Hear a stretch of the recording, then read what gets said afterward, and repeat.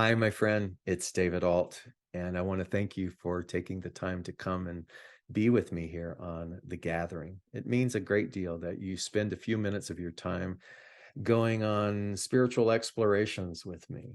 And if you're watching this in real time, it's February of the year 2023. And you may know that I wanted to take you on a series of explorations around the topic of love. And I smile because I think about the decades of attempts at giving messages and teaching on this particular topic, and realizing in retrospect that I've barely begun to scratch the surface of understanding what love really is. And there's a sort of haunting beauty to that. And I wanted to be up for a challenge of taking you on a journey where we might be able to remove one more barrier, one more layer of our forgetfulness, and to find healing for ourselves. And I thought, what better way to do that than to merge love with the practice of the medicine wheel, the indigenous spiritual tool that was used by wisdom keepers and sages and teachers of old to help the individual reach an understanding, a reunion, if you will, of their innate power and wisdom. How do you do that? How do you create a reunion within yourself that you are wise and that you are loved and that you are powerful? How do you do that? You kind of have to remove the forgetfulness. What is the forgetfulness? Well, it is exactly that we are that. And why does the forgetfulness happen? Because we come into the most succinct way to explain it is we come from this non-dualistic union of the one, that which is God or love. And we come into this plane of form. Why we do that is a whole nother topic, but we come into this plane of form which is dualistic, which is set up to look as though everything is a seeming opposite, including you and me and other people. And what happens with that is that innate power and wisdom then gets buried. And so the curriculum, or the thing that is a part of the path of self-awareness, is to uncover that. And there have been many people, teachers, sages, and saints who have helped facilitate that for many, many people. And you and I are doing that together. And that's the purpose of this lesson. And so with the medicine wheel, we're in week number 3. And the medicine wheel is designed with the cardinal directions. And so this week's direction is north. And the question that is sort of posited with this particular north direction is this. It's, do I know my passion? Do I know my passion? And then do I show it? And it seems so seemingly simple, doesn't it, that question? And yet I got to be honest with you. I have tried to record this for hours, and I have struggled because what is seemingly so simple requires a lot of nuance, and it requires a lot of delicacy. And I didn't think that I was doing it justice. And here I am. I'm still coming to you in an attempt to answer this question. Do I know my passion and show it? What makes this difficult is that we have muddied the definition of passion. We have muddied it because we have interlocked it with economics. The fact that passion and purpose somehow are relatable to commerce has really thrown us for a loop. But that's not the question here. Do I know my passion? Which is, do I know the quiet thing inside of me that makes me feel alive? And so for me personally, I'll give you this example. It's teaching. I love to teach. I don't know why. Teaching has never really fully been woven in with economics. Yes, there have been positions and times where I've been paid for that. But the activity of teaching is non-related in terms of what happens inside of me. And so there are countless times over my lifetime where I remember being sick, like having a fever or something going on. And there was a class and I taught anyway. And I kid you not, during the duration of that class in teaching, the fever, the illness was put to the side, and there was nothing about that that hindered me from being in the juice, the energy of that passion.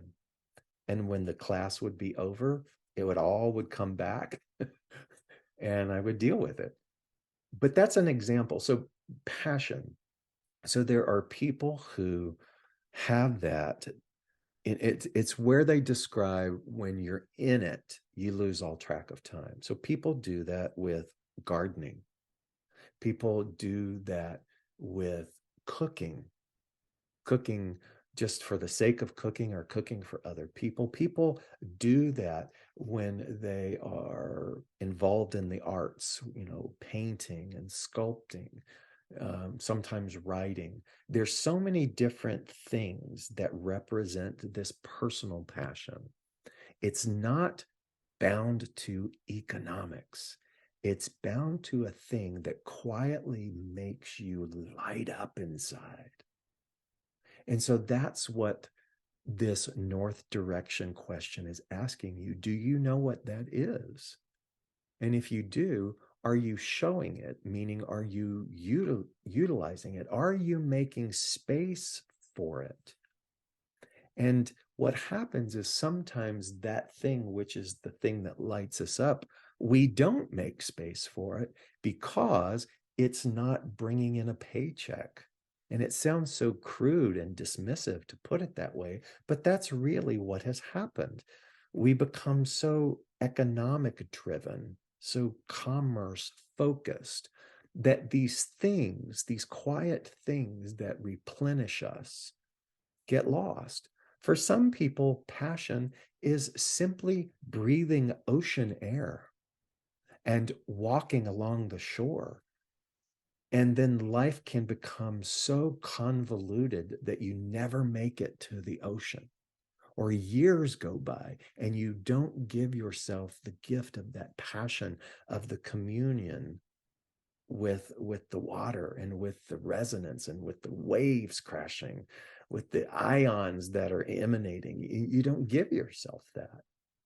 And so when I think about passion from this perspective, again, not about money making, but from this quiet thing that makes you light up, I cannot help but think about the theologian Howard Thurman, who wrote this incredible quote. It's one of my all-time favorites. And he says, don't ask yourself what the world needs. Ask yourself what makes you come alive and go do that. Because what the world needs is people who have come alive. That's worth repeating. Don't ask yourself what the world needs. Ask yourself what makes you come alive and go do that. Because what the world needs is people who have come alive.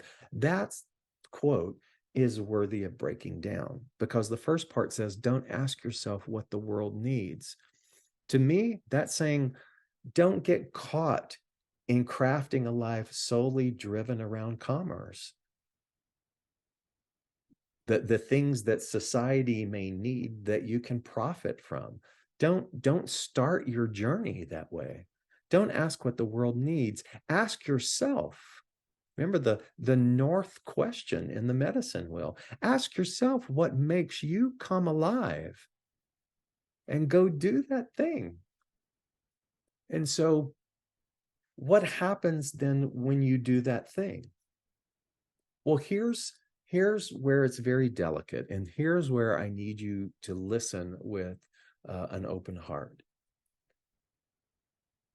When you give yourself the space to do the thing, to cook, to get your hands dirty in the soil through gardening, to teach, to do things that are not related to will you make a profit from it. when you give yourself the luxury to make that a priority, or at least something that is scheduled within your life so that it doesn't get put on a shelf, it doesn't get moved to the back burner, but it has a prominent honoring in your time and in your investment.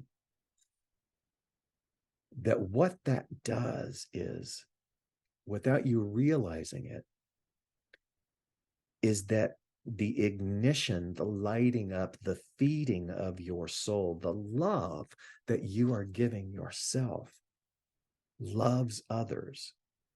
Don't ask what the world needs. Ask what you need, what lights you up, and go do that, because what the world needs is the example and the ripple effect of you coming to life. That's what the world needs.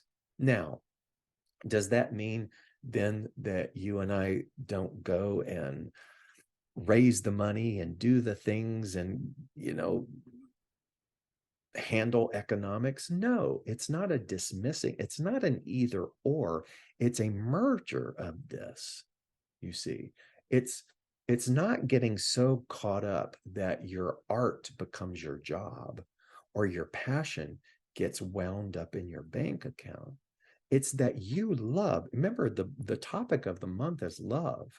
It's that you love yourself enough that you would not let a week go by, that you wouldn't go on a nature walk if nature is your passion, that you would not break out the spices and lose yourself in the activity of cooking, because that's your respite. That's where your soul feels at peace. Do you see what I mean?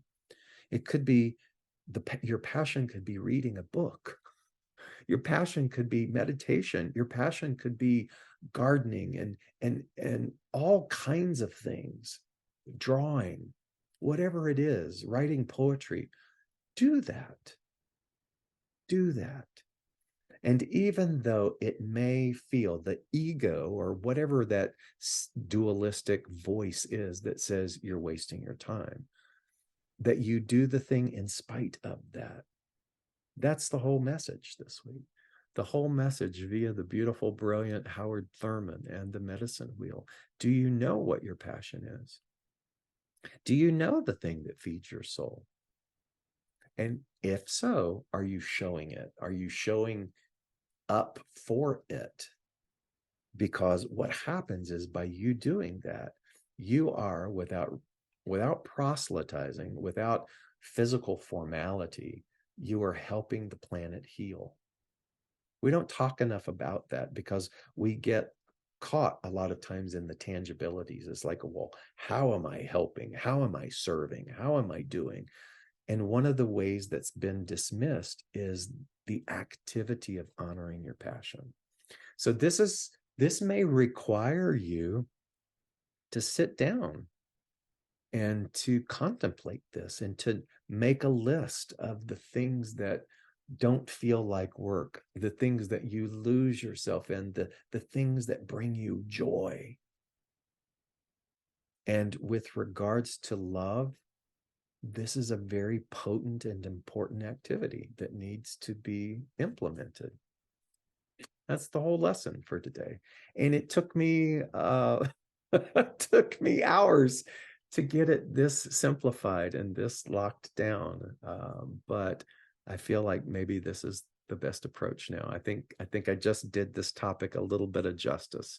So thank you for being here. And I, again, would love to hear what your passion is.